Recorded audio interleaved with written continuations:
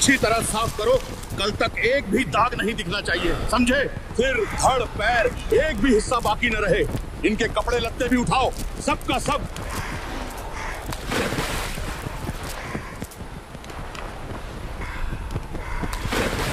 कल सूरज चढ़ने से पहले ये पूरा घाट चमकना चाहिए, ऐसा लगे जैसे यहाँ कभी कुछ हुआ ही नहीं।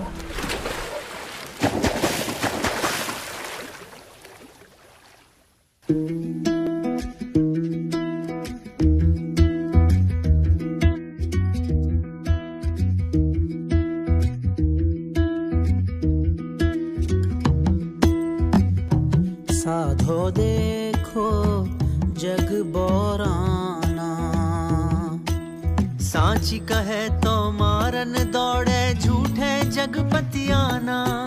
हिंदू कहत है राम हमारा, मुसलमान रहमाना। आपस में दो लड़े मरत है, मरम को ना जाना। साधो देखो जग बोराना।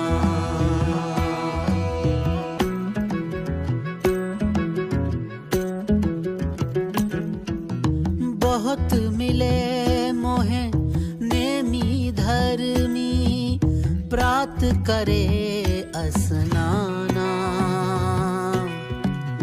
आत्म छोड़े पत्थर पूजे, तिनका थो था ज्ञाना। आसन मारी डिम्ब धरी बैठे, मन में बहुत गुमाना। पीपर पाथर पूजन लागे, तीरथ बरत भुलाना। साधो देखो जग बोराना, हो साधो देखो जग बोराना।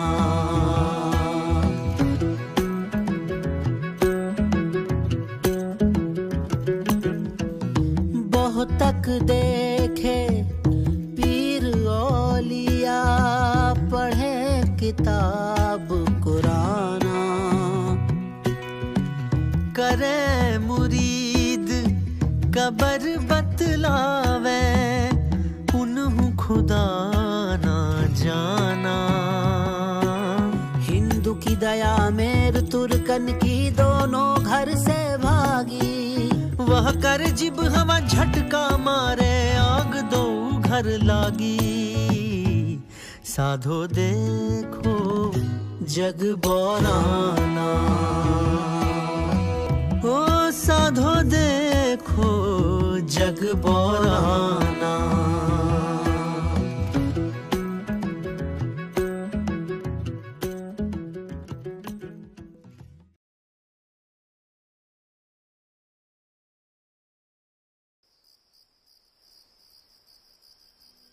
बेटा एक बात कहें, बुरा मत मानना। कहो माँ। हमें काशी में रहना है, जब तक सांस चले वहीं रहना चाहते हैं। लोग कह रहे हैं जो काशी में मरेगा स्वर्ग जाएगा, और जो मगहर में मरेगा नरक मिलेगा। हम बूढ़े हो गए हैं बेटा, पता नहीं कितनी सांसें बाकी हैं। काशी में हमारे लिए कुछ व्यवस्था कर दो। काशी में रहने की व्यवस्था बहुत महंगी पड़ती है। कोशिश करूंगा इंतजाम की, देखता हूँ कैसे हो पाता है। भगवान तेरा भला करे बेटा, बस इतना ही चाहिए हमें। तुम हमारा सहारा हो बेटा। काशी में पंडों ने एक अफवाह फैलाई, यहां मरने वाला स्वर्ग जाएगा और मगहर में मरने वाला नरक भोगेगा। अज्ञान इतना फैला कि हर घर में यही चर्चा होने लगी।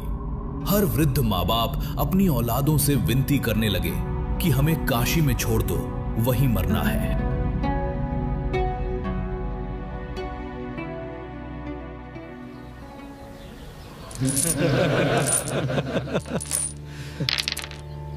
दस वृद्ध और नए आए हैं, क्या आदेश है? अरे देखो देखो, आज तो 10 नए वृद्ध आए हैं। अफवाह का असर देख रहे हो? सबको डर लगा है नरक का, सब यहीं मरने को आ रहे हैं।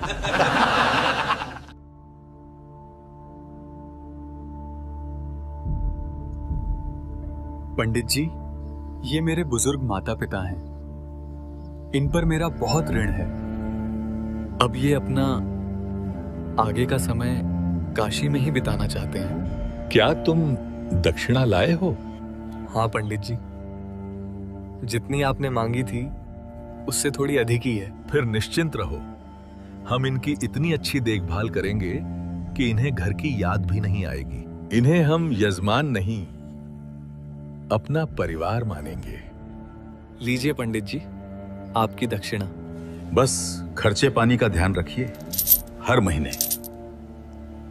धर्म का काम है, रुकना नहीं चाहिए। जी पंडित जी। जैसा आप कहें। अब हम आपकी शरण में हैं।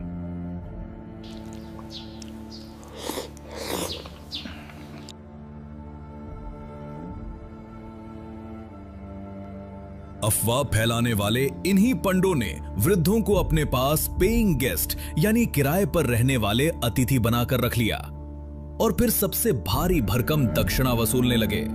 इन मासूम वृद्धों को मोक्ष के नाम पर किराएदारों की तरह कमरों में ठूंस दिया जाता।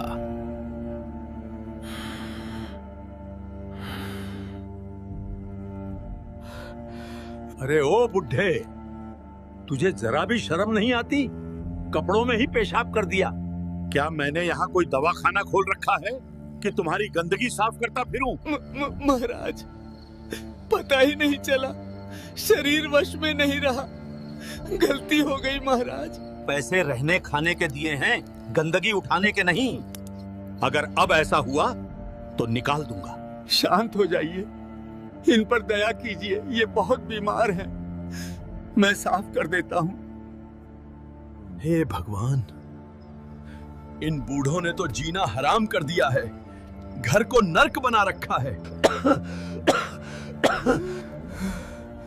सेवा कर रहे हैं तुम्हारी, एहसान मानो, वरना यहां रहने की जगह भी नहीं मिलेगी।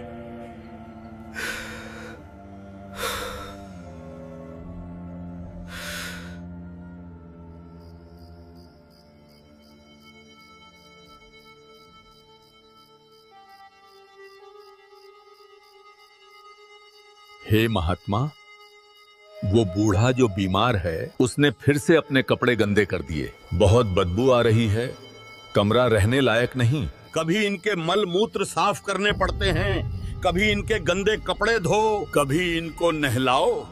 ये तो हमसे पहले ही हमें स्वर्ग भेज देंगे। जितने रोज बूढ़े आ रहे हैं, संभाले नहीं संभल रहे हैं।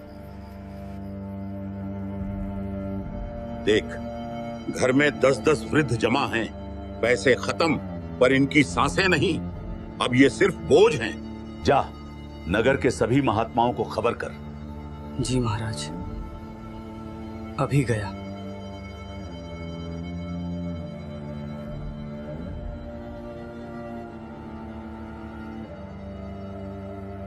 लालच में लिया फैसला अब भारी पड़ने लगा था। ये लालच उनके गले की हड्डी बन गया, न निगली जाए न उगली जाए। और इस मुसीबत से बचने के लिए जो समाधान रचा गया, वो मानवता पर ऐसा दाग था जो आने वाले समय में एक महाकलंक के रूप में जाना गया।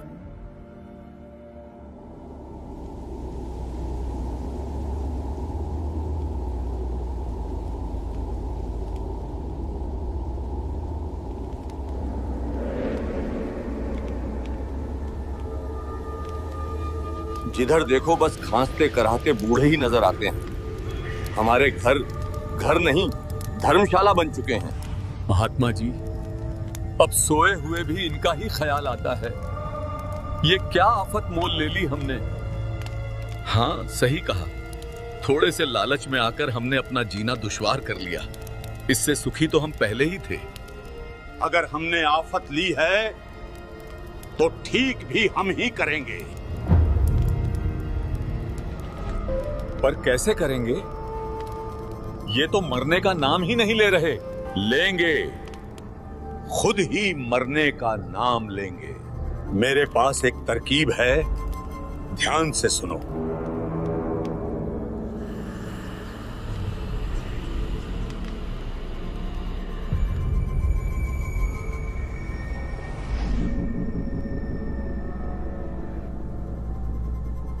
महंत जी, आपने तो सांप भी मार दिया और लाठी भी नहीं टूटने दी।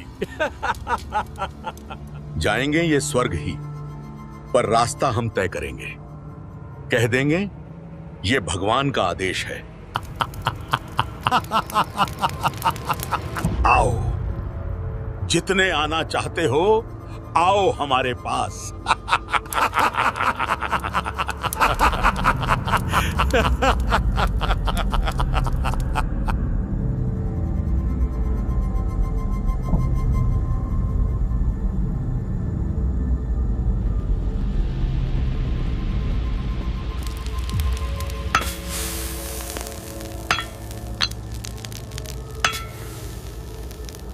ए लुहार, जो सामान बनवाया था तैयार है? अरे पंडित जी, बिल्कुल तैयार है। जैसा आपने कहा था वैसा ही बनाया है। मजबूत और इतना धारदार कि बस छूते ही काट दे। पर पंडित जी, इतना बड़ा आरा किस काम आएगा? कुछ बड़ा काटने वाले हैं क्या? तू अपना काम कर, ये तेरी मेहनत की कीमत है, रख ले।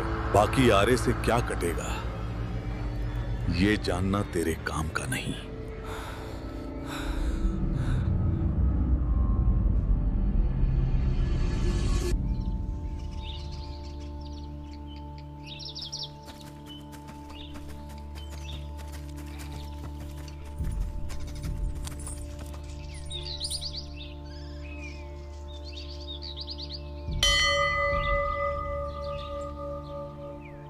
सुना क्या? परमात्मा की दया से दिव्य करौंत आया है, वही जिससे मरने वाला सीधा स्वर्ग जाता है, सीधा स्वर्ग पहुंचता है। एक झटका और मोक्ष।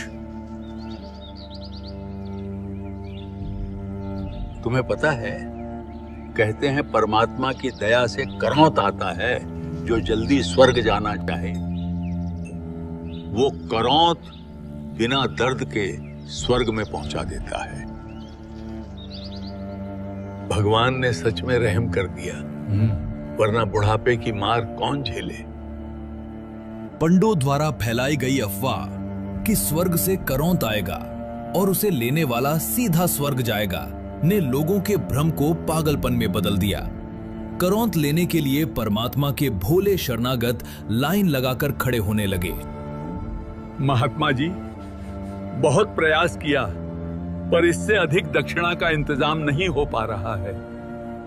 कुछ रहम करिए, मैं भी मोक्ष पाना चाहता हूं। इतने से क्या होगा? मोक्ष पाना चाहते हो और दक्षिणा नहीं दे सकते? जाओ यहां से, दफा हो जाओ। चले आते हैं दिमाग खराब करने।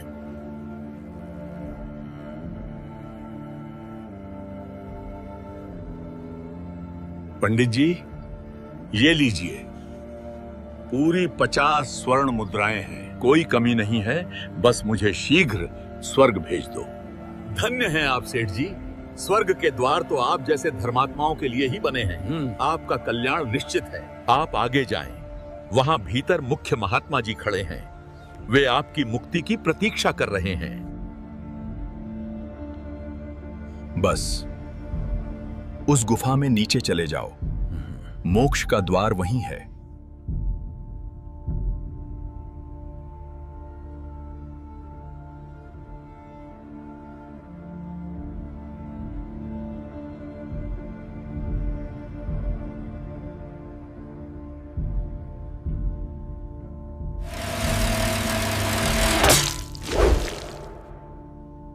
काशी में करौंत लेने के लिए वृद्धों की संख्या दिन प्रतिदिन बढ़ती चली गई। भारी भरकम दक्षिणा देकर वे मोक्ष की आस में करौंत की ओर बढ़ते जाते। जहां करौंत लगा था, ठीक उसके पास 2 सेवादार गुप्त रूप से बिठा दिए गए थे। जैसे ही करौंत अपना कार्य पूरा करता, सेवादार इशारे से बाहर खड़े पंडे को संकेत देते।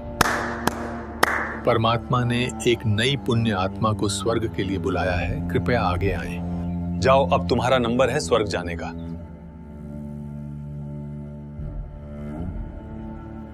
यदि किसी कारण करौंत अटक जाता और अपना कार्य पूरा नहीं कर पाता तो सेवादार फिर से इशारा करते। परमात्मा ने अभी तुम्हें स्वीकार नहीं किया है, कल फिर आना। भगवान तुमसे नाराज हैं। हम फिर से तुम्हारी फरियाद करेंगे, कल जरूर आना। पैसों के लालच ने पंडों को इतना अंधा कर दिया था कि मासूम वृद्धों को जानवरों की तरह काटा जा रहा था, और ये सब मोक्ष के नाम पर खुलेआम हो रहा था।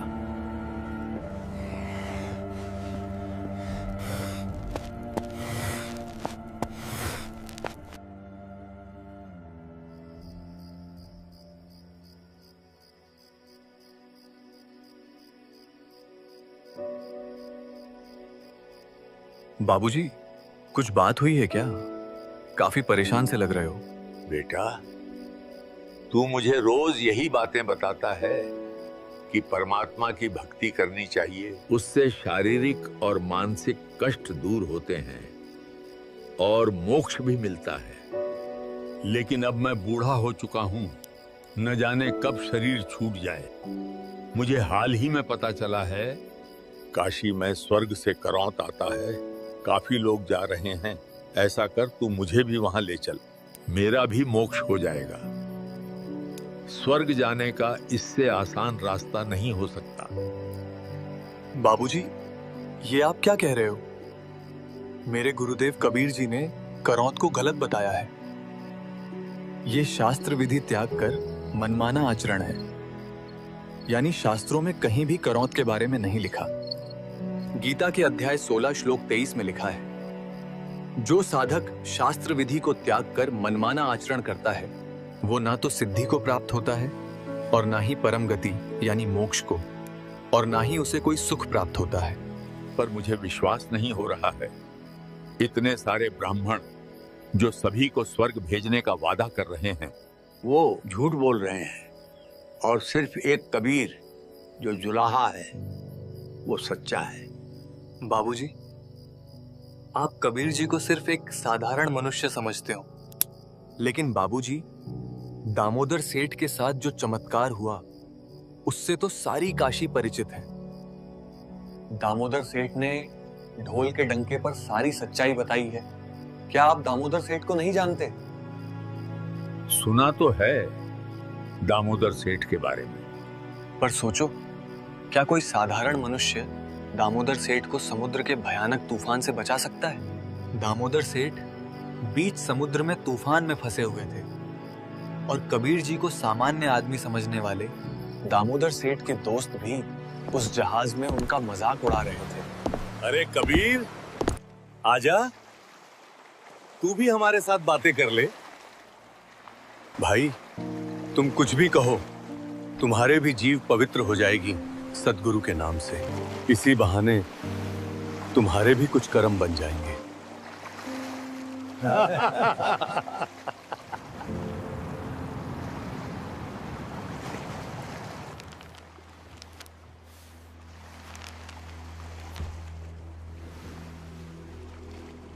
अरे दामोदर, ये क्या कर रहा है? यहाँ लगी हुई देवी देवताओं की तस्वीर कहाँ गई? मैंने तो आदर के साथ समुद्र में प्रवाहित कर दिया। अरे तू क्या बोल रहा है? अरे भाई, मैंने कबीर साहेब का ज्ञान समझकर उनसे नाम दीक्षा ले ली है। तू एक जुलाहा की बातों में आकर देवी देवताओं की भक्ति छोड़ रहा है? नहीं भाई, मेरे परमात्मा इन देवी देवताओं की भक्ति करने से मना नहीं करते, बल्कि वेद और शास्त्रों के अनुसार सही भक्ति बताते हैं जिससे हमारा मोक्ष हो सके। तू क्या हमें पागल समझता है? हमारे पूर्वजों और गुरुओं ने हमें ऐसा तो कुछ नहीं बताया है। जुलाहा, ये नया ज्ञान वो कहां से ले आया? अगर तू इन देवी देवताओं की भक्ति छोड़ेगा तो तेरा नाश हो जाएगा। भाई, मेरे साथ जो भी हो, मैं अपनी क्रिया करता रहूंगा और तुम अपनी क्रिया करो।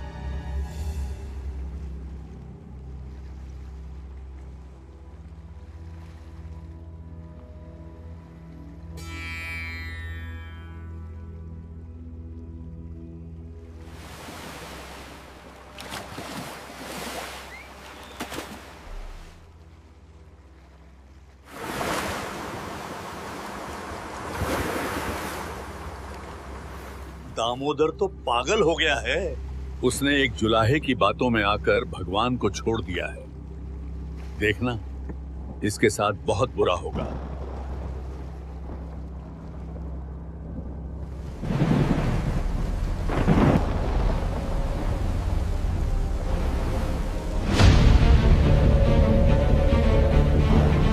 जोर लगाओ सब, बाल कस दो, पतवार संभालो, हमें आगे बढ़ना है। बचाओ बचाओ, लहर आ रही है। संभालो। सेठ जी, आगे भयानक तूफान है, अब कोई नहीं बचेगा।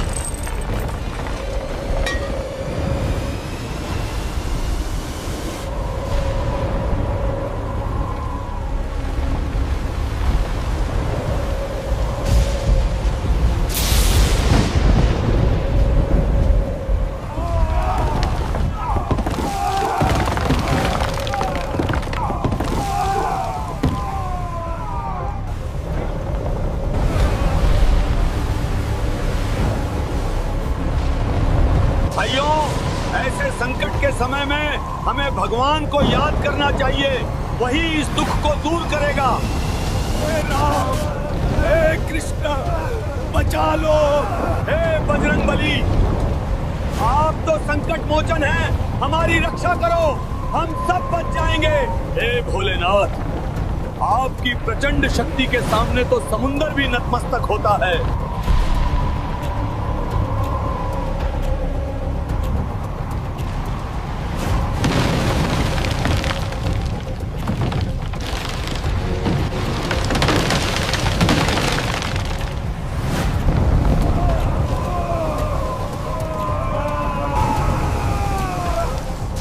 सभी देवी देवताओं को पुकार लिया, लेकिन हमारी मदद के लिए कोई नहीं आया।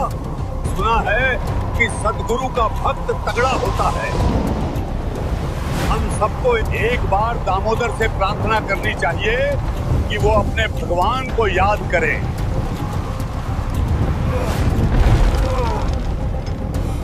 भाई दामोदर, तुम अपने कबीर जी से प्रार्थना करो, हमारा जहाज डूबने वाला है।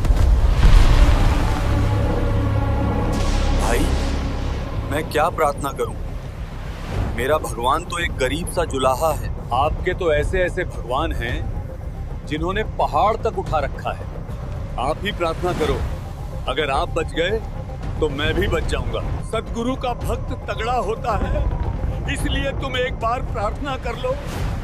भाई, तुम सब बैठ जाओ, मैं अपने सद्गुरु से प्रार्थना करता हूँ। बैठा नहीं जाता, तुम एक बार अर्ज कर लो। हे परमात्मा, आपका ज्ञान समझ में आ गया है। मैंने आपकी महिमा इन लोगों के सामने गा रखी है। दाता, मुझ नीच पर अपनी कृपा रखना। आप तो सर्वसमर्थ हैं, कुछ भी कर सकते हैं। अगर आज कुछ ऊंच नीच होती है तो वो इस दास के कारण होगा। मुझ में ही कोई त्रुटि रही होगी। परमात्मा, आपकी बेइज्जती का कारण ये दास ही बनेगा।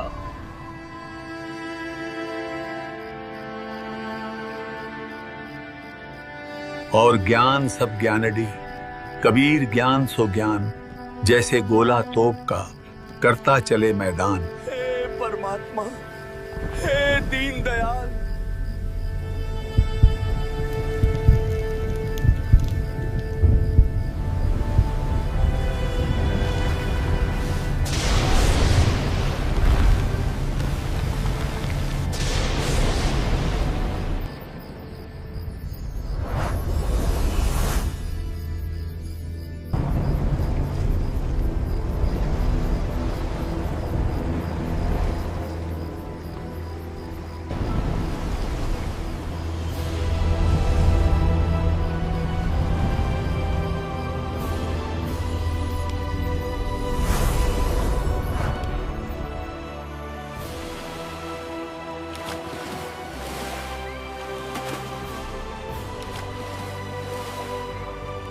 उठो दामोदर, पूर्ण सद्गुरु ने तुम्हारी प्रार्थना स्वीकार कर ली है।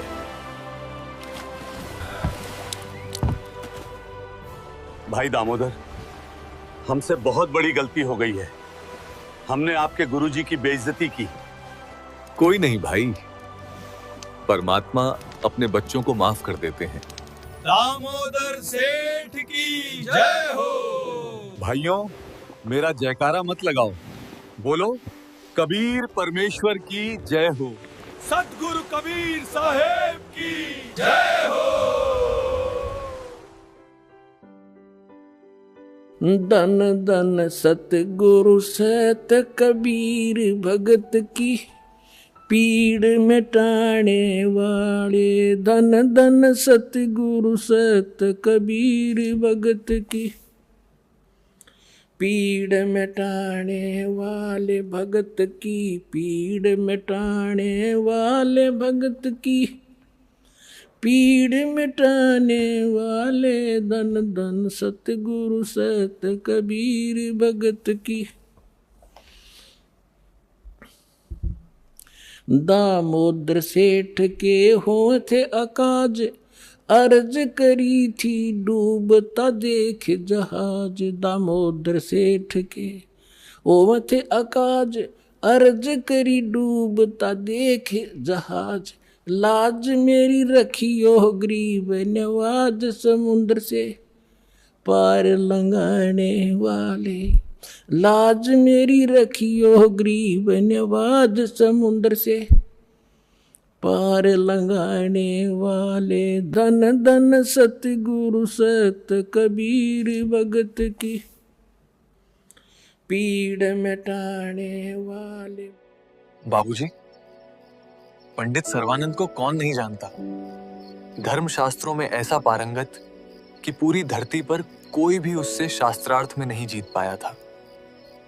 हाँ बेटा, सर्वानंद का ज्ञान तो सच में कमाल का था।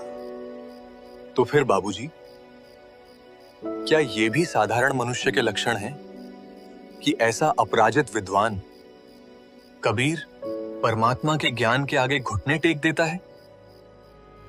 सर्वानंद कोई साधारण पंडित नहीं था। वो उन दिनों का सबसे बड़ा विद्वान था, शास्त्रार्थ में अजय योद्धा, जो पूरे भारत के बड़े बड़े ज्ञानी, आचार्य और महामंडलेश्वरों को एक एक करके पराजित कर चुका था। अपनी इसी अजयता के अभिमान में वो अपनी माता से अपना नाम सर्वानंद से बदलकर सर्वाजीत रखवाना चाहता था, मतलब जो सबको जीत चुका हो। पर सर्वानंद की माता एक भयानक रोग से पीड़ित थी। वो अपने रोग निवारण हेतु सभी देवी देवताओं की पूजा करके थक चुकी थी। उसने हर तरह के उपाय अपना लिए थे, फिर भी उसे आराम नहीं मिला था। और वही रोग कबीर परमात्मा के आशीर्वाद मात्र से क्षण भर में समाप्त हो गया। इसी कारण सर्वानंद की माता कबीर साहब की शिष्या बन चुकी थी। तत्व ज्ञान पाकर उसने जाति धर्म का घमंड त्याग दिया था और वो चाहती थी कि उसका बेटा भी परमात्मा की शरण पाकर मुक्ति प्राप्त करे। बेटा, अभी एक विद्वान शेष है। अगर उसे हरा देगा तो मैं तेरा नाम सर्वजीत रख दूंगी। कौन? कौन बचा है अब? वो कबीर साहेब हैं। पहले उनसे ज्ञान चर्चा कर, फिर मेरे पास आना। माँ, उस अशिक्षित जुलाहे को हराना तो मेरे लिए चुटकियों का काम है। बेटा, एक बात याद रखना, हार जीत जो भी हो लिखवा कर लाना, सत्य को छिपाना मत। ठीक है माँ, मैं अभी गया और उसे हरा के अभी आया। हे परमात्मा, मेरे भूले भटके बच्चे को शरण में लो। आज ये इसके झूठे मान में घूम रहा है, कल को ये आपकी सत भक्ति के बिना कुत्ते की योनि प्राप्त करेगा। इसका ये अभिमान और इसका ये अधूरा ज्ञान इसको ले मरेगा। अब आप ही दया करो मेरे परमात्मा। अपने नाम को सर्वजीत रखवाने की लालसा को लेकर सर्वानंद कबीर साहब से शास्त्रार्थ करना चाहता था, पर उसे यह अंदाजा नहीं था कि जिससे वो भिड़ने जा रहा है वो कोई साधारण मनुष्य नहीं, बल्कि स्वयं पूर्ण परमात्मा है।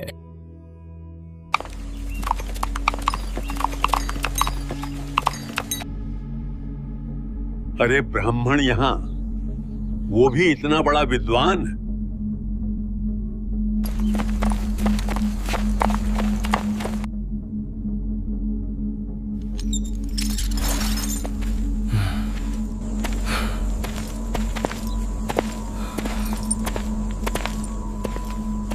पानी, पानी, पानी।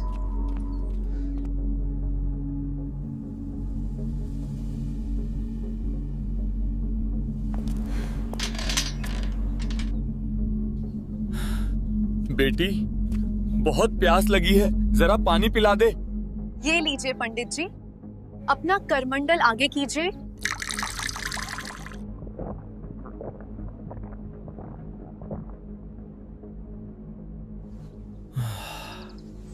अरे देखो, ब्राह्मण पंडित ने जुलाहो के कुएं का पानी पी लिया। आज तो सर्वानंद पंडित की नाक कट गई।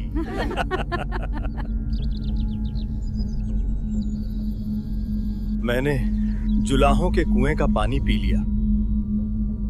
उस समय एक ब्राह्मण का जुलाहों के कुएं का पानी पीना अपमान माना जाता था, पर प्यास ने सर्वानंद की सारी मर्यादा तोड़ दी।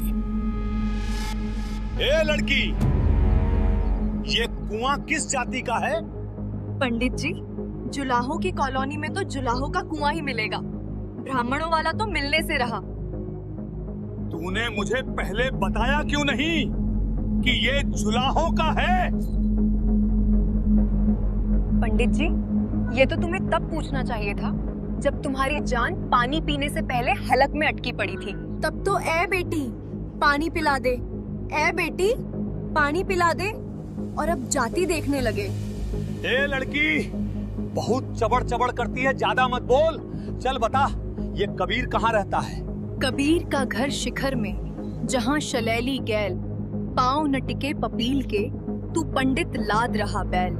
साफ साफ बोल लड़की, बताती क्यों नहीं? आजा पंडित मेरे पीछे पीछे, घर दिखा देती हूँ परमात्मा कबीर जी का।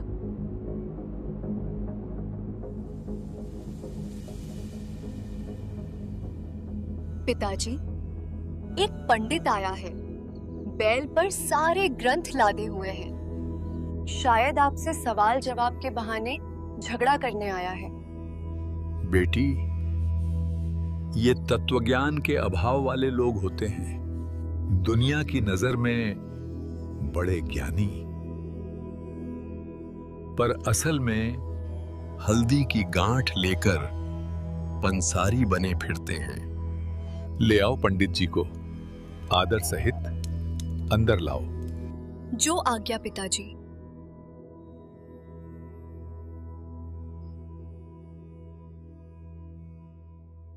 पंडित जी आइए, पिताजी बुला रहे हैं। अभी नहीं, पहले ये लोटा पानी से भर दें। अभी भरती हूँ।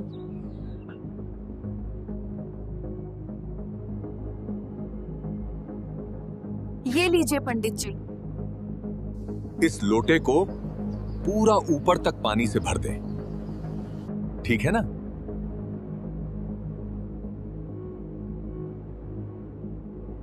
अब ठीक है पंडित जी।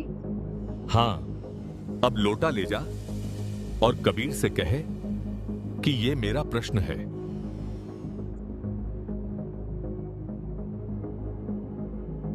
पिताजी, पंडित जी ने ये लोटा भेजा है, कहते हैं यही उनका प्रश्न है।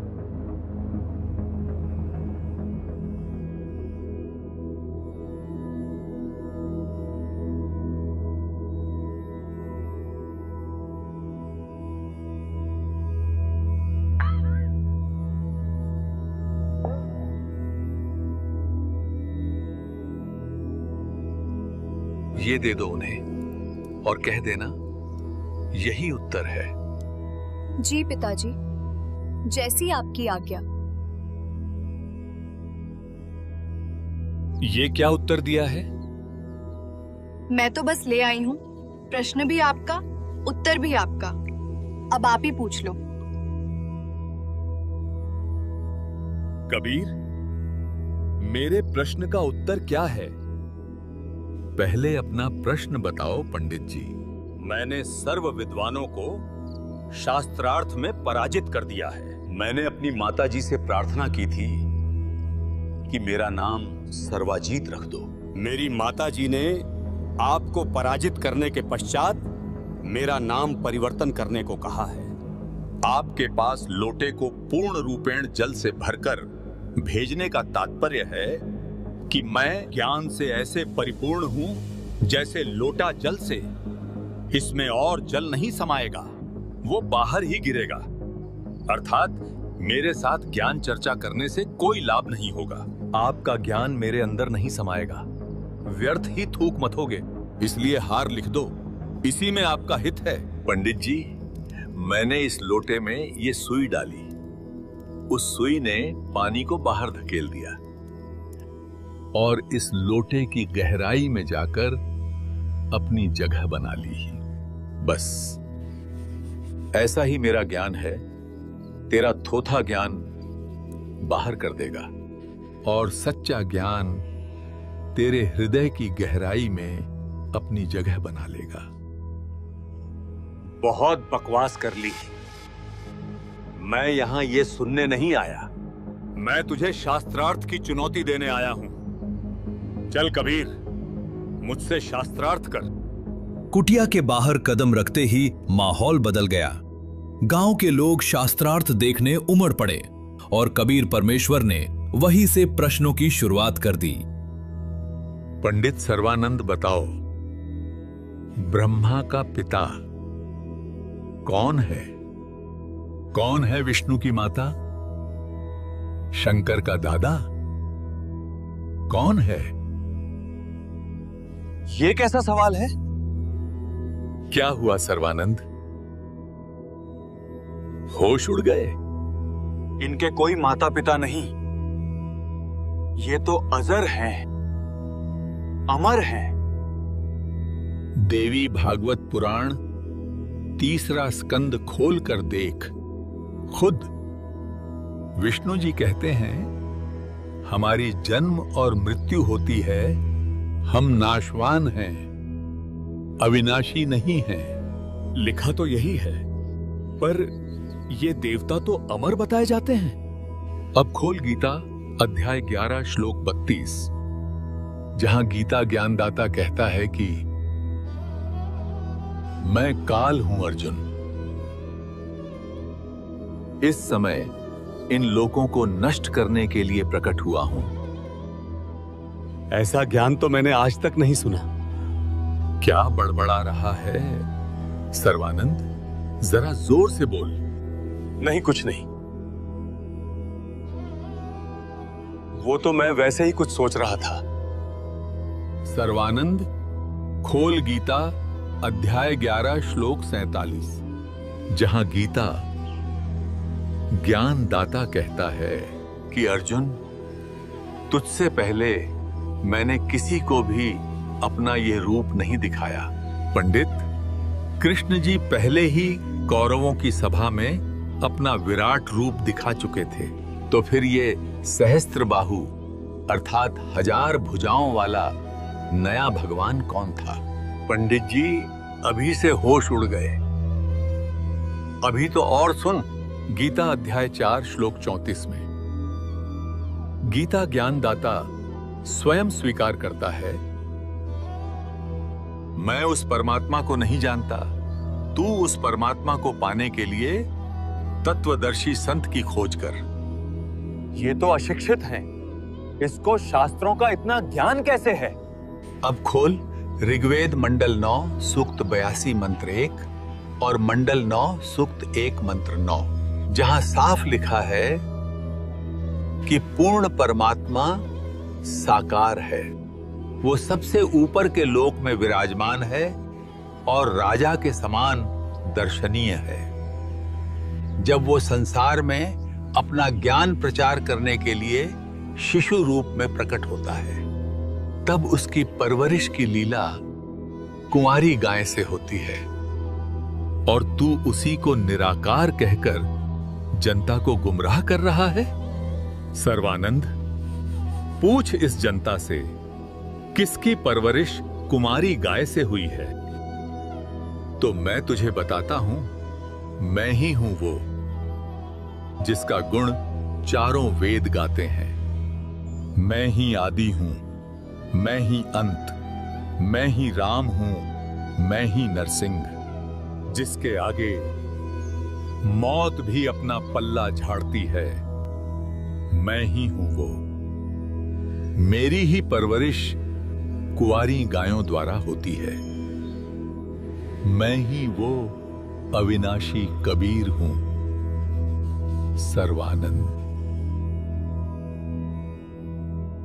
कबीर साहब के चकवे ज्ञान के आगे सर्वानंद का चेहरा फीका पड़ गया। वो कांपने लगा।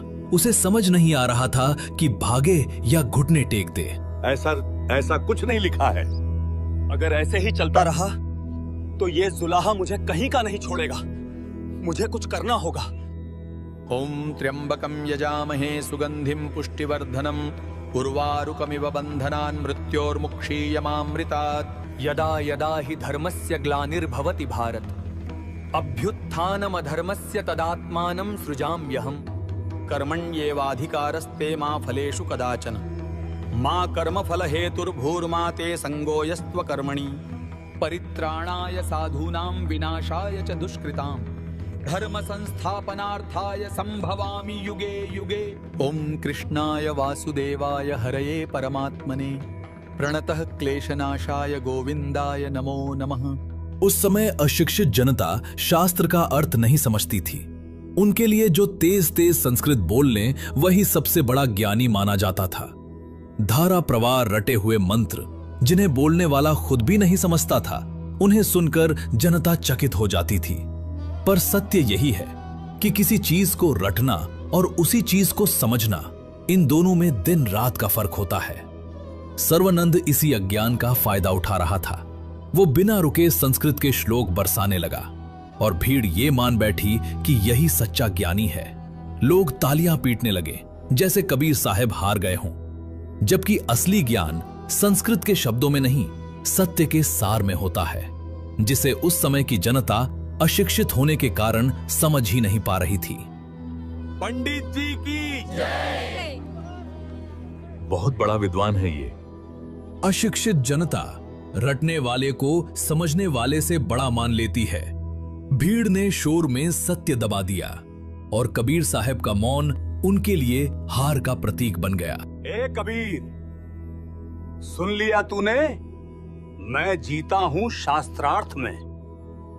मेरी माता से मेरा वचन है, जो भी निर्णय हो लिखवा कर ले जाना है।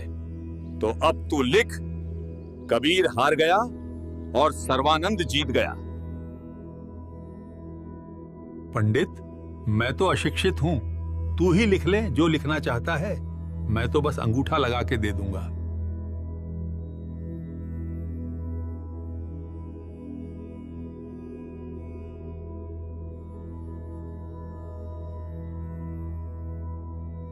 इस पर अंगूठा लगा कबीर, और मेरी जीत पर मोहर लगा दे। बहुत अच्छा। अब मैं अपनी मां को दिखाऊंगा कि मैं सबसे बड़ा विद्वान हूं। अब मेरा नाम सर्वजीत होगा। सर्वानंद को क्या पता था कि जिस कागज को वो अपनी जीत का प्रमाण समझ रहा था, उसी कागज पर अब उस परमात्मा की लीला शुरू होने वाली है। और जब वो अपनी मां के सामने ये विजय पत्र खोलेगा तो उसकी दुनिया पलटने वाली है।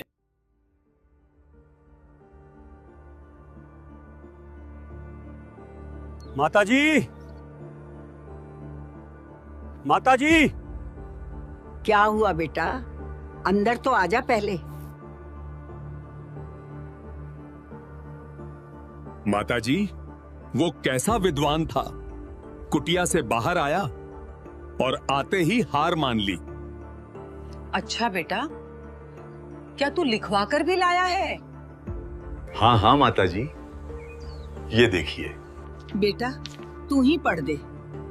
क्यों नहीं माता, अभी पढ़कर सुनाता हूं, आप ध्यान से सुनिए। शास्त्रार्थ में सर्वानंद पराजित हुआ तथा कबीर परमेश्वर विजय हुआ। वो कागज जिसे सर्वानंद अपनी जीत का प्रमाण समझकर लाया था, वो अब कबीर परमात्मा की अलौकिक लीला का दर्पण बन चुका था। बेटा, तू तो कह रहा था कि तू जीत कर आया है, लेकिन ये कागज कुछ और ही कह रहा है। माता, शायद मैं कई दिनों से थका हुआ हूँ। हो सकता है मैंने गलत लिख दिया हो। माँ, मैं अभी जाता हूँ और फिर से लिखवा कर आता हूँ कि मैं जीता हूँ।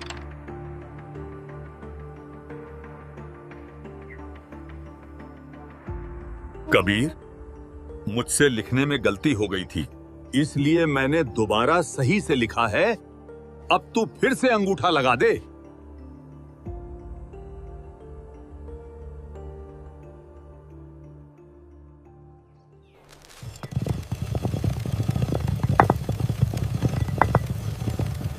हाँ, सब सही लिखा है।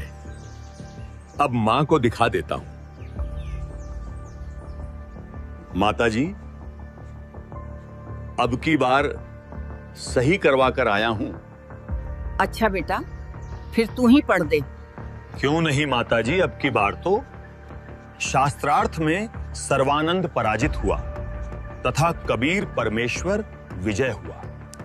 नहीं, ये कैसे हो गया? अभी तक तो सही था। बेटा, तू कहता कुछ है और लिखवाता कुछ और है, या फिर तू मुझसे सच्चाई छिपा रहा है? मां, शायद फिर से गलती हुई होगी। मैं थका हुआ हूं, मेरी उंगली फिसल गई होगी। मैं अभी जाता हूं, अभी, और फिर से लिखवा के आता हूं। कबीर, मुझसे फिर से गलती हो गई। मैं तीसरी बार आया हूं। एक बार और अंगूठा लगा दो। इस बार मैंने बहुत ध्यान से लिखा है। कोई बात नहीं पंडित जी, मेरा कौन सा अंगूठा घिस रहा है। जितनी बार लगवाना है लगवा लें।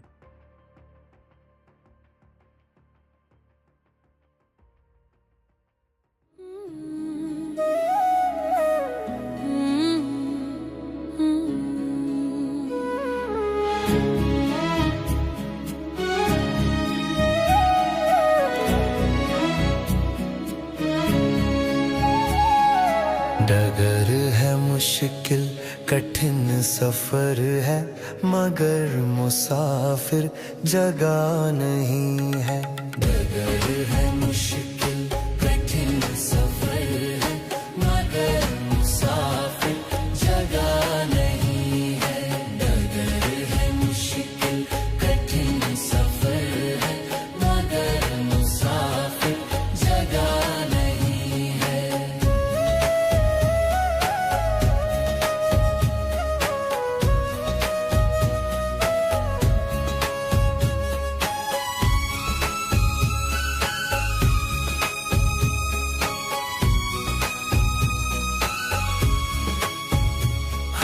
लगेंगे फल जब किसी पेड़ में, वो पेड़ झुक जाएंगे स्वतः ही।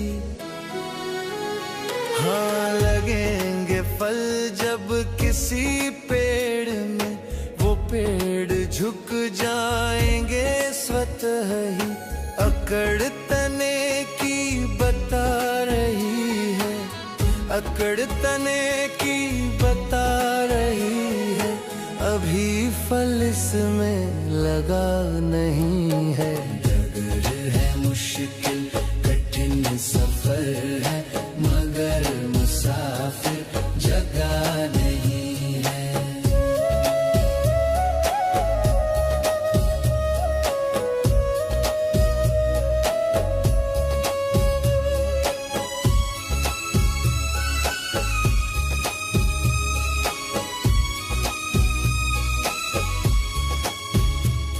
जरा सा कुदरत ने क्या नवाजा, किया के बैठे हो पहली शफ में। जरा सा कुदरत ने क्या नवाजा, किया के बैठे हो पहली शफ में। अभी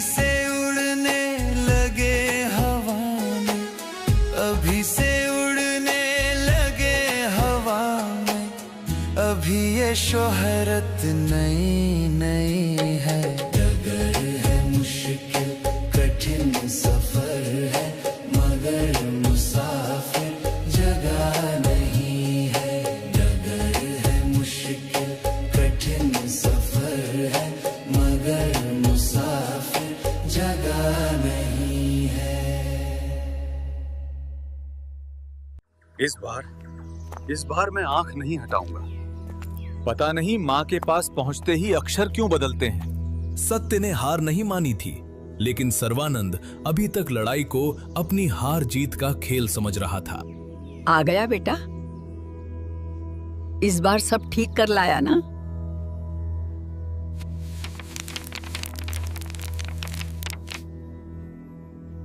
माँ, मेरी आंखों के सामने अक्षर पलट गए माता। ये कैसे? बेटा, क्या अब तुझे समझ आया? तू ये नहीं समझ पा रहा था कि तू किसी साधारण मनुष्य से नहीं लड़ रहा, उससे लड़ रहा था जिसने ये संसार रचा है। ये सब तेरी गलती नहीं, तेरे अहंकार का अंधेरा था। माँ, मैं क्या करूं? मुझे कुछ समझ नहीं आ रहा। बेटा, वो कोई साधारण जुलाहा नहीं, वो तो साक्षात पूर्ण परमात्मा है। चल उनके पास चल, माफी मांग और उनके चरणों में बैठकर नाम दीक्षा ले ले। तेरा कल्याण हो जाएगा, तेरा अहंकार भी मिट जाएगा और तेरा जीवन भी सुधर जाएगा। माँ, मैं तो बहुत ही नीच हूँ।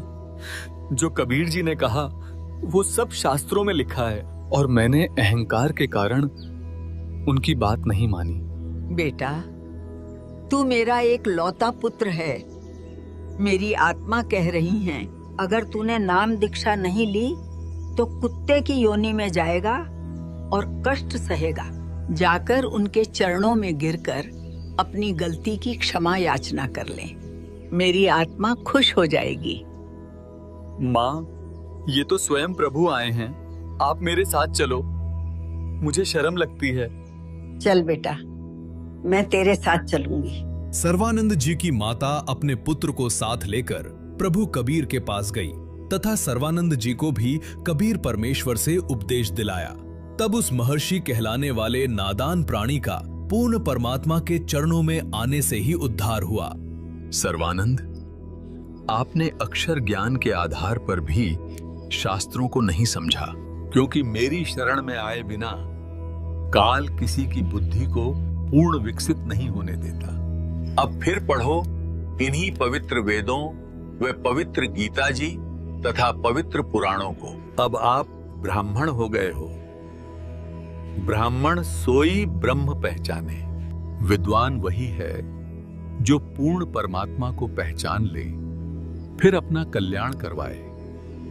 इसके पश्चात महर्षि सर्वानंद जी ने चारों वेदों को तत्व ज्ञान के आधार से समझा, वास्तविकता से परिचित स्वयं हुआ तथा अन्य को भी समझाया। बाबूजी, यहीं से सर्वानंद का जीवन पलटा। उसे पहली बार एहसास हुआ कि कबीर साहेब कोई साधारण इंसान नहीं है, स्वयं पूर्ण परमात्मा है। और सत्य को रोकने की कोशिश में वो जितना संघर्ष करता गया, सत्य उतनी ही तेजी से उसके सामने प्रकट होता गया। बाबूजी, क्या आपको अभी भी लगता है कि कबीर जी साधारण इंसान है, जिसने दामोदर सेठ की जान समंदर के तूफान से बचाई, जो जीवा और दत्ता की कठिन परीक्षा में खरा उतरा, जिसकी कृपा से जगन्नाथ मंदिर बना और जिसने सर्वानंद जैसे अजेय विद्वान को क्षणों में पराजित कर दिया? बाबूजी, वो साधारण मनुष्य कैसे हो सकता है जो परमात्मा कागज पर लिखी किस्मत तक बदल दे? वो आपको मोक्ष का रास्ता गलत कैसे बता सकता है? बाबूजी, आत्मदाह से मोक्ष नहीं मिलता, किसी स्थान से भी नहीं, न काशी से न मगहर से।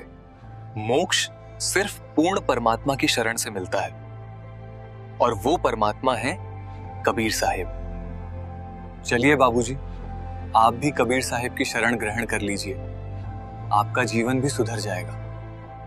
बेटा, इतने चमत्कार सुनकर तो लगता है मुझे भी कबीर जी से नाम दीक्षा ले ही लेनी चाहिए। बाबूजी, मनुष्य जीवन का मूल उद्देश्य है मोक्ष प्राप्ति, और वो कबीर जी की शरण में ही संभव है। हाँ बेटा, कल ही चलकर मुझे भी कबीर जी से नाम दीक्षा दिलवा दे। एक पिता के 2 दशकों के अंधविश्वास को एक बेटे ने कुछ ही क्षणों में तोड़ दिया, और वो इस समय उस सत्य की ओर बढ़ रहे थे जिसे उनके पूर्वज सदियों से खोजते आए थे, पूर्ण परमात्मा की शरण। जिस तरह करौंद की अफवाह ने पूरे मानव समाज को अंधेरे में घेर लिया था, उसी तरह एक सच्चाई की किरण भी उस अंधेरे को धीरे धीरे चीरने लगी। पूर्ण परमात्मा कबीर के अद्वितीय ज्ञान से लोगों की आंखें खुलने लगीं। वे समझने लगे कि मोक्ष स्थान से नहीं, सत भक्ति से मिलता है। जब पंडों को एहसास हुआ कि कबीर परमात्मा इस पाखंड को भी हमेशा की तरह समाप्त कर देंगे, तो वे घबरा उठे और अपने मौत के कारोबार पर आए संकट से निपटने के लिए आपस में मिलकर समाधान निकालने लगे। सुना है वो जुलाहा करौंद को गलत बताता है। करौंद ही नहीं, वो तो इस बात को गलत बता रहा है कि काशी में शरीर त्यागने से स्वर्ग मिलता है और मगहर में शरीर त्यागने से नर्क। अगर ऐसे ही चलता रहेगा तो करौंद का अस्तित्व मिट जाएगा। ये जुलाहा कबीर हमारी वर्षों से चली आ रही परंपराओं को खत्म कर रहा है। हमारी काशी जैसे पवित्र स्थान पर उंगली उठा रहा है। लोगों के मन में शंका पैदा कर दी है। लोग आकर सवाल पूछने लगे हैं, क्या सच में काशी में मरने से मोक्ष नहीं मिलता? अब बहुत हुआ, चलो उस जुलाहे के पास और उसे कहते हैं कि ये सब बोलना बंद करे। हाँ, तो चलो चलते हैं उसे साफ चेतावनी देने।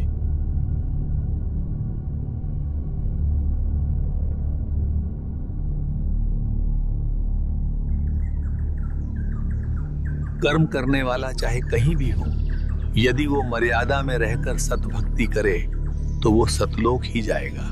जो मनमाना आचरण करता है, शास्त्र विरुद्ध साधना करता है, वो चाहे काशी में मरे फिर भी नरक से नहीं बच सकता। सत्य भक्ति से ही मोक्ष मिलता है। स्थान का इसमें कोई महत्व नहीं। तू गलत बात फैला रहा है। ये वर्षों से चली आ रही मान्यता है कि काशी में शरीर त्यागने वाला स्वर्ग जाता है और मगहर में मरने वाला नरक जाता है। महात्मा जी, क्या ये बात हमारे शास्त्रों में कहीं लिखी है? कबीर, जरूरी नहीं कि हर बात शास्त्रों में हो। कुछ मान्यताएं भी होती हैं, उन्हें यूं ही ठुकराया नहीं जा सकता। ये जुलाहा कबीर मुसलमान होकर हमें हमारी सनातन परंपरा सिखाएगा। और अगर तुझे लगता है कि हमारी मान्यता गलत है तो साबित कर। ठीक है महात्मा जी, सबको बता दो, मैं मगहर में शरीर त्यागूंगा और मैं न केवल स्वर्ग बल्कि स्वर्ग से भी ऊपर अपने परम धाम सतलोक जाऊंगा। और महात्मा जी, एक निवेदन है। कौन सा निवेदन? आप अपने सभी साथियों को मगहर बुलाइए, और जब मैं अपना शरीर त्यागूंगा तब आप अपनी विद्या के अनुसार दिखाइएगा कि मैं कहां गया हूं। अगर आपको अपनी मान्यता सही लगती है तो आपके अनुसार मैं नरक जाऊंगा, और अगर सत्य मेरी बात में है तो संसार देख लेगा मोक्ष स्थान से नहीं बल्कि सत भक्ति से मिलता है। कबीर परमात्मा के इस एक वचन ने पूरे प्रदेश में हलचल मचा दी। मान्यता का किला, जिसे पंडितों ने सदियों से खड़ा कर रखा था, एक ही क्षण में कांप उठा। ये खबर अग्नि की लपटों की तरह गांव-गांव फैल गई। सुना है कबीर जी वर्षों पुरानी मान्यता को खत्म करने मगहर जा रहे हैं अपना शरीर त्यागने। हर गली, हर चौपाल, हर घाट बस एक ही चर्चा गूंजने लगी।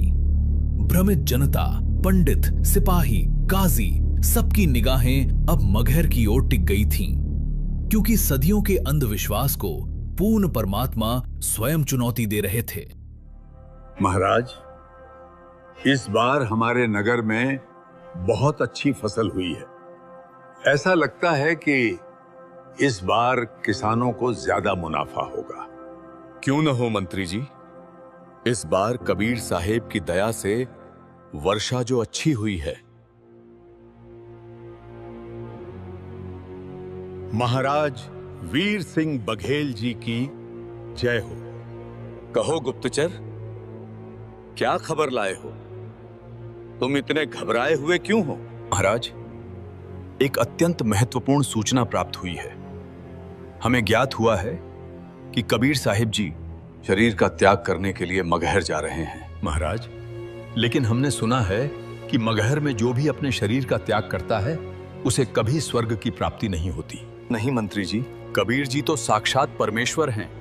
वे शरीर का त्याग चाहे जहां करें वे सतलोक ही जाएंगे। ये मगहर में प्राण त्यागने की लीला वो इसलिए कर रहे हैं ताकि दुनिया को संदेश दे सकें कि स्वर्ग नरक पुण्य कर्मों से मिलता है, न कि मरने के स्थान से। लेकिन हमें एक और चिंता है। हमें उनके शरीर की रक्षा करनी होगी। रक्षा? किससे महाराज? अगर हम वहां नहीं गए तो वो मुस्लिम उनके पार्थिव शरीर पर कब्जा करके उन्हें दफना देंगे। सेनापति, तुरंत सेना तैयार करो। हम गुरुदेव का शरीर मुस्लिमों के हाथ नहीं लगने देंगे। उनका अंतिम संस्कार केवल हिंदू विधि से होगा। पूर्ण परमात्मा कबीर जी ने मगहर के लिए प्रस्थान किया। ये यात्रा कोई साधारण यात्रा नहीं थी। ये वो कदम था जो सदियों के अंधविश्वास पर सत्य की पहली प्रहार करने वाला था। आज नक्षत्र ही बताएंगे कि कबीर की गति क्या है। चलो देखें कहां जाता है। देखो, परमात्मा जा रहे हैं, हमें भी साथ में चलना चाहिए। अगर कबीर परमात्मा सच में स्वर्ग चले गए तो वर्षों की परंपरा झूठी साबित हो जाएगी। कबीर परमात्मा ने हमेशा पाखंडवाद पर चोट करी है। हमें भी साथ चलकर देखना चाहिए। काशी से मगहर तक की दूरी लगभग 180 किलोमीटर थी और ये दूरी कबीर परमात्मा अपने लीलामयी 120 वर्षीय शरीर से पैदल तय करने वाले थे। जो उन्हें जाता हुआ देखता उनके संग चल पड़ता।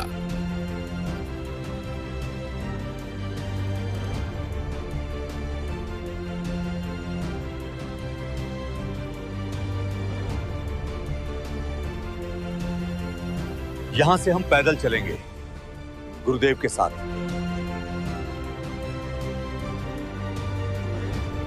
प्रणाम गुरुदेव। गुरुदेव, समाचार प्राप्त हुआ है कि वर्षों पुराने पाखंड को समाप्त करने आप स्वयं मगहर की राह पर निकल पड़े हैं। हे गुरुदेव, हम भी मगहर तक आपके साथ पैदल चलेंगे।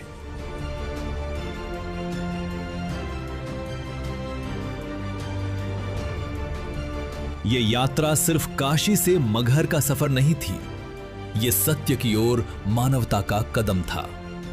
परमात्मा आगे आगे, हजारों लोग पीछे पीछे और उनके साथ साथ पंडित, काजी सभी एक ही राह पर एक ही उद्देश्य से सत्य का प्रत्यक्ष दर्शन करने साथ में चले। की नाम अगर पियाना सतगुरु की नाम अगर पियाना सतगुरु की नाम अगर पियाना हो, दोनों दिन चले संग जाके हिंदू मुसलमाना हो, दोनों दिन चले संग जाके हिंदू मुसलमाना हो। की नाम अगर पियाना सतगुरु की नाम अगर पियाना सतगुरु की नाम अगर पियाना हो, दोनों दिन चले संग जाके हिंदू मुसलमाना हो, दोनों दिन चले संग जाके हिंदू मुसलमाना हो। मुक्ति खेत को छोड़ चले हैं। जिस काशी को नौका करते ना, या मुक्त होता इस क्षेत्र में, परमात्मा कहे तुम्हारी मुक्ति वाले क्षेत्र ने तुम ही रखो।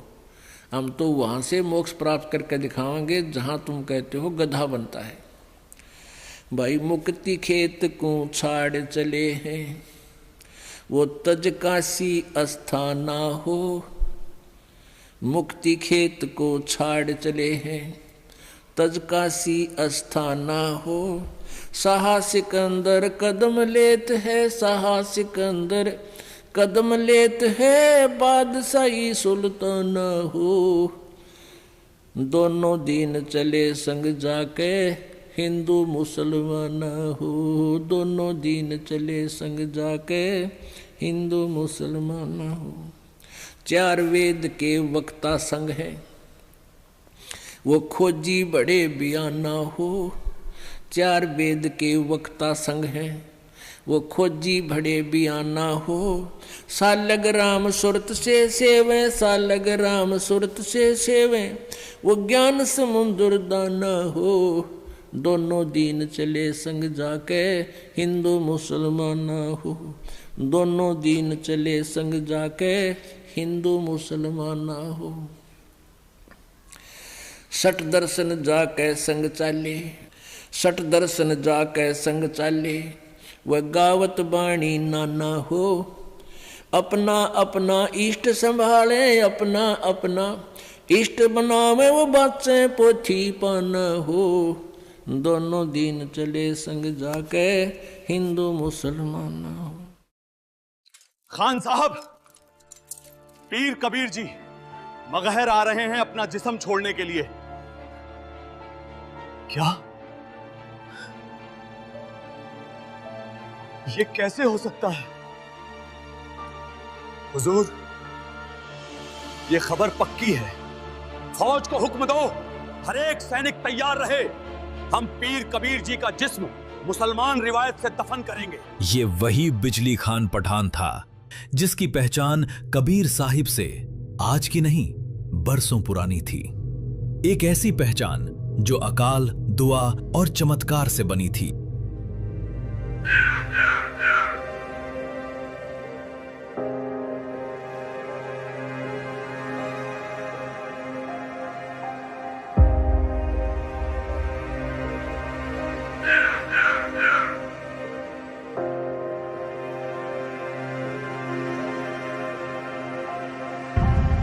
मगहर का नवाब बिजली खान, जिसकी धरती पर लंबे समय से एक बूंद बारिश तक नहीं गिरी थी।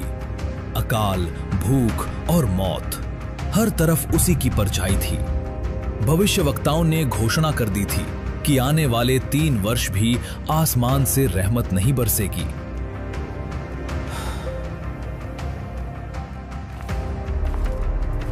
खान साहिब, पता चला है कि काशी में एक अल्लाह स्वरूप फकीर रहते हैं जिनका नाम कबीर है। अगर वे अपनी मेहर करें तो ये सूखा पल एक ही झटके में मिट जाएगा। ठीक है, चलने की तैयारी करो। खबर मिलते ही बिजली खान अपने लश्कर के साथ स्वयं काशी पहुंचा। उसने कबीर साहिब के समक्ष अपना दर्द रखा और विनती की। क्या हुआ बादशाह? मुझ गरीब से ऐसा क्या हो सकता है? हमने सुना है कि आप सभी धर्मों को समान मानकर सच्ची इबादत का मार्ग दिखाते हैं और आपने अनेक चमत्कार किए हैं। हमारे नगर मगहर में त्राही त्राही मची हुई है। भयंकर अकाल के कारण रोज घरेलू पशु पक्षी दम तोड़ रहे हैं। अगर कुछ दिन और ऐसी स्थिति रही तो आम जन को नगर त्यागना पड़ेगा। हे महात्मा, आप हमारे साथ चलिए और कृपा कीजिए। ठीक है बादशाह, मैं अवश्य आपके साथ चलूंगा। बिजली खान पठान के आग्रह पर पूर्ण परमात्मा कबीर मगहर की ओर प्रस्थान कर देते हैं। मगहर पहुंचकर कबीर परमात्मा बिजली खान पठान को अपने गांव लौट जाने का निर्देश देते हैं और स्वयं उसी धरती पर बैठकर परमात्मा में ध्यान लगाने की लीला आरंभ कर देते हैं।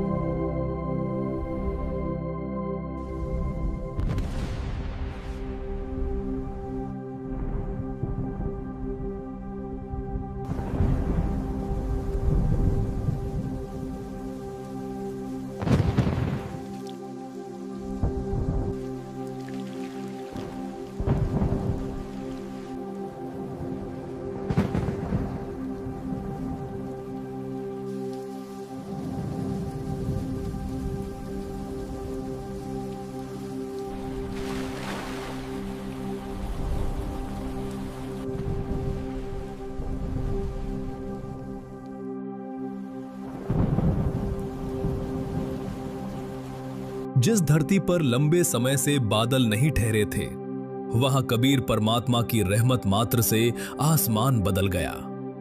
घनघोर वर्षा होने लगती है। वर्षा देखकर तो ऐसा प्रतीत हो रहा है जैसे खुद अल्लाह ने हुक्म दिया हो। सूखे कुएं भर गए, तालाब फिर से जीवित हो उठे, खेतों ने सांस ली और उसी क्षण बिजली खान पठान ने समझ लिया, ये कोई साधारण संत नहीं, ये अल्लाह स्वरूप हैं। वो उसी दिन कबीर परमात्मा का शिष्य बन गया।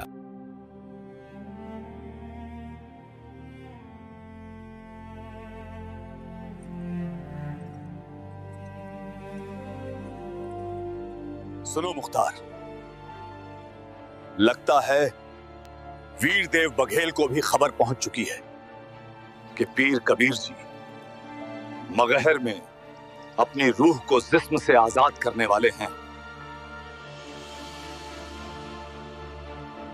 देख रहे हो, वो अपने राजपूती लश्कर के साथ पहले से ही काफिले में शामिल है।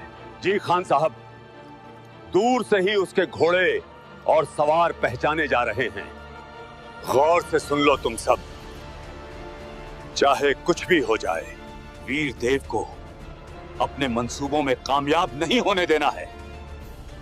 जी खान साहब, अगर उसने ये गुमान भी किया कि पीर कबीर जी का जिस्म अपने हिंदू रस्म और रिवाज के मुताबिक उठा ले जाएगा, तो समझ लो ये हमारी सरजमी की खुली बेइज्जती होगी।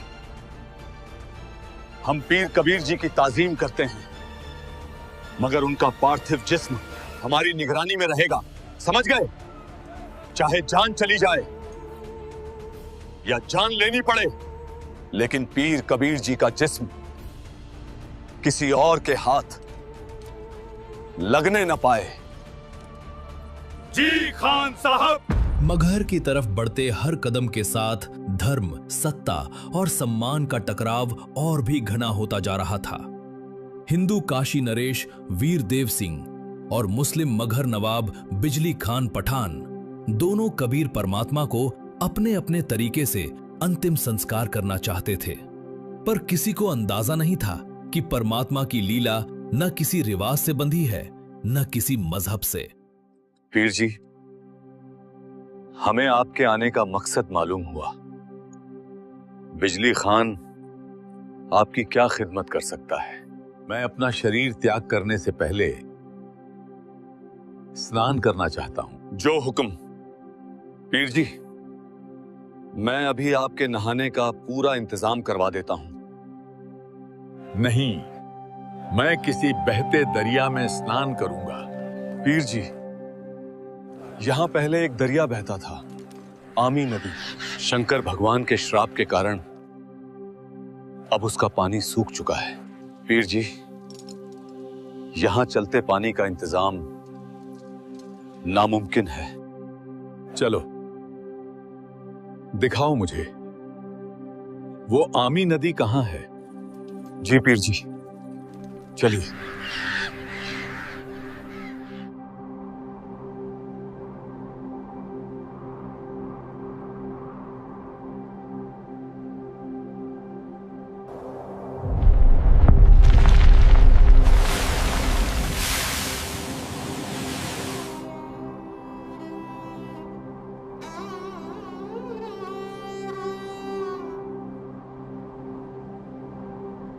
सतगुरु कबीर साहेब की जय।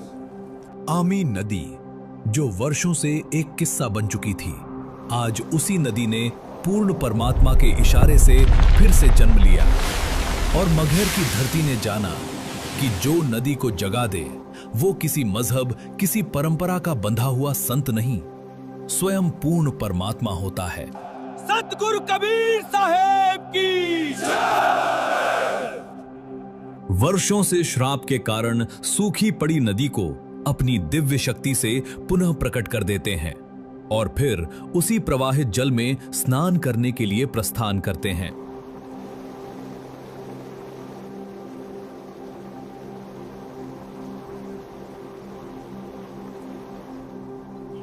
आदेश दें प्रभु। 2 सफेद चादरों की व्यवस्था कर दो। एक मैं ओढ़ूंगा और एक बिछाऊंगा। जो आदेश मालिक, मैं अभी व्यवस्था करता हूं। वीरदेव, बिजली खान, ये सैनिकों की फौज साथ लेकर क्यों आए हो तुम दोनों? परमात्मा जी, हम आपके पार्थिव शरीर को इन मलेच्छ मुसलमानों के हाथ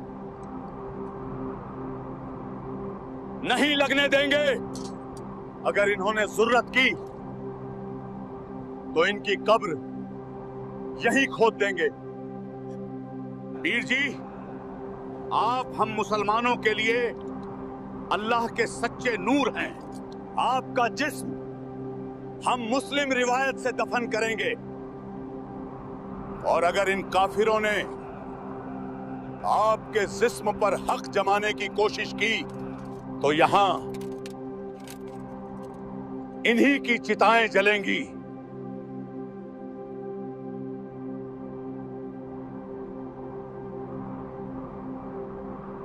वीरदेव, बिजली खान, इतना समय मेरे साथ रहकर अब भी तुमने ये नहीं सीखा? तुम दोनों एक दूसरे को अलग क्यों मानते हो? हम सब एक ही परमात्मा की संतान है, चाहे तुम उसे अल्लाह कहो या राम।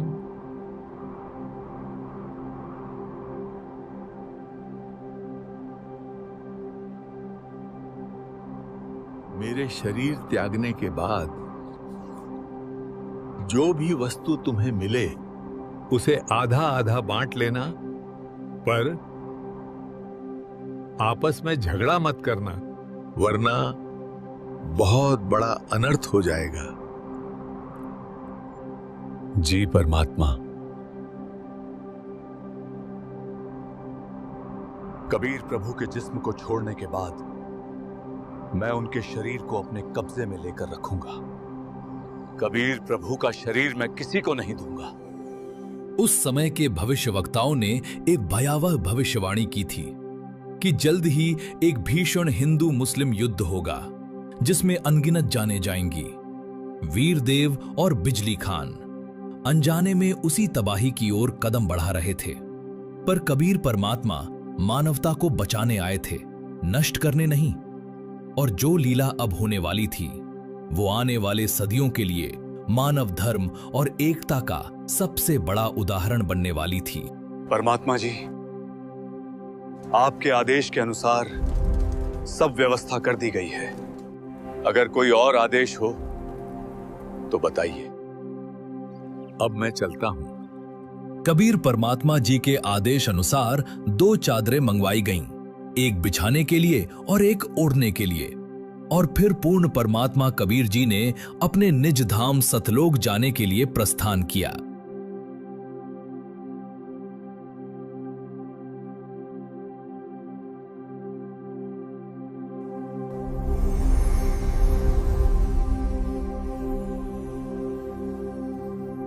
हे पंडितों, हे काजियों, मैं चल पड़ा हूं स्वर्ग से भी अनेक कोस ऊपर, अपने सतलोक। अब अपनी अपनी पोथियां खोलो और देखो तुम्हारे शास्त्र क्या कहते हैं, मैं कहां गया हूं।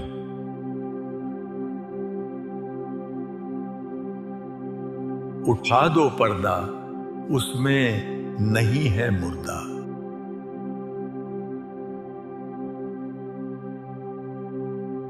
स्वयं परमात्मा थे। मैंने कैसे न पहचाना? ये अल्लाह का नूर थे। हम अंधे थे, बिल्कुल अंधे। पीर जी खुद रब थे और हम उन्हें पहचान ही नहीं पाए।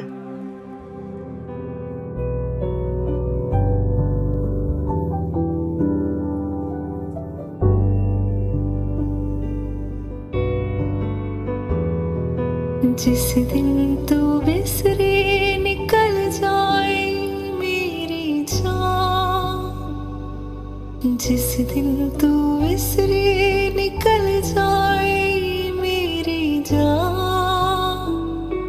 स्वासादी माला नल सिमरा मैं तेरा नाम, तेरा नाम, तेरा नाम। स्वासादी माला नल सिमरा मैं तेरा नाम, तेरा नाम, तेरा नाम, तेरा नाम। बन जावा बंदा मैं तेरा ही कृपा निधान। बन जावा बंदा मैं तेरा ही कृपा निधान। स्वासादी माला नल सिमरा मैं तेरा नाम, तेरा नाम, तेरा नाम, तेरा नाम, तेरा नाम। ऐसी जी कृपा करो प्रभु मेरे, करो प्रभु मेरे। ऐसी जी कृपा करो प्रभु मेरे। छड़िए जंजाला नो बढ़ जाइए तेरे। जिस दिन तू विसरे निकल जाए मेरी जान। जिस दिन तू विसरे निकल जाए मेरी जान। स्वासादी माला नल सिमरा मैं तेरा नाम, तेरा नाम, तेरा नाम। स्वासादी माला नल सिमरा मैं तेरा नाम, तेरा नाम, तेरा नाम, तेरा नाम। कबीर परमात्मा ने अपने पूरे जीवन में कभी जाति धर्म का भेद नहीं किया। उन्होंने सदा पाखंड पर प्रहार किया, और वो भी शास्त्रों के प्रमाणों के साथ। पूर्ण परमात्मा कबीर जी अपने निज धाम सतलोक से सशरीर इस मृत लोक में आए थे, और सशरीर ही सतलोक को प्रस्थान कर गए। जहां लोग उनके पार्थिव शरीर के होने का अनुमान लगाए बैठे थे, वहां शरीर नहीं बल्कि सुगंधित फूल प्राप्त हुए। उन फूलों और चादरों को हिंदू और मुसलमान दोनों ने आधा आधा बांट लिया। वीर देव सिंह बघेल ने उन फूलों को मंदिर बनवाकर उसमें स्थापित किया, और बिजली खान पठान ने उन्हें मस्जिद बनवाकर उसमें रखा। कुछ फूलों को काशी में उस स्थान पर स्थापित किया गया जहां कबीर साहब चबूतरे पर बैठकर सत्संग किया करते थे, जो आज काशी चौरा के नाम से एक विशाल आश्रम के रूप में विद्यमान है। आमी नदी, जो कबीर परमात्मा के आशीर्वाद से पुनः प्रकट हुई थी, आज भी अपने अस्तित्व की गवाही देती है। मगहर में मंदिर और मस्जिद की दोनों यादगारों के बीच केवल 100 फुट की दूरी है, और उनके बीच एक साझा द्वार है जो आज भी हिंदू मुस्लिम भेद को समाप्त करता है। ये घटना इस सत्य की साक्षी बनी कि कबीर परमात्मा किसी एक धर्म के नहीं थे, वे समस्त मानवता के भगवान थे। पर समय के साथ उनकी शिक्षाओं को फिर से कर्मकांड और मान्यताओं में उलझा दिया गया।